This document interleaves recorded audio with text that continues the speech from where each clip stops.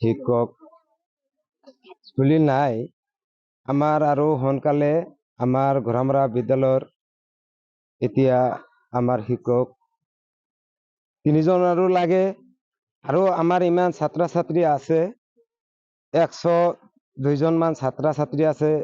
আমাৰ ইমান দিগদাৰ হৈছে। আমাৰ সেই দিগদাৰৰ কাৰণে মই কিবা ৰাইজৰ সদায় মই হেঁচা মই খাওঁ, কিবা মই ৰাইজৰ খাওঁ। মই স্কুলৰ এটা সভাপতি হৈ পেলাই যদি মই সদায় অনুৰোধ কৰি থাকো, বিএৰ লগত মই আলোচনা কৰিলো।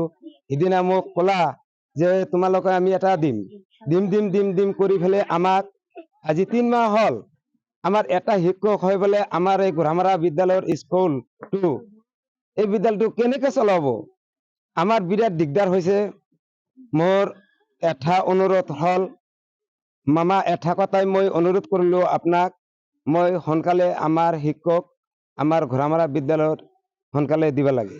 এতিয়া এটা শিক্ষক আমাৰ ইয়াতে আছে, আমাৰ আৰু 2টাকৈ শিক্ষক আমাৰ ইয়াতে আৰু লাগে।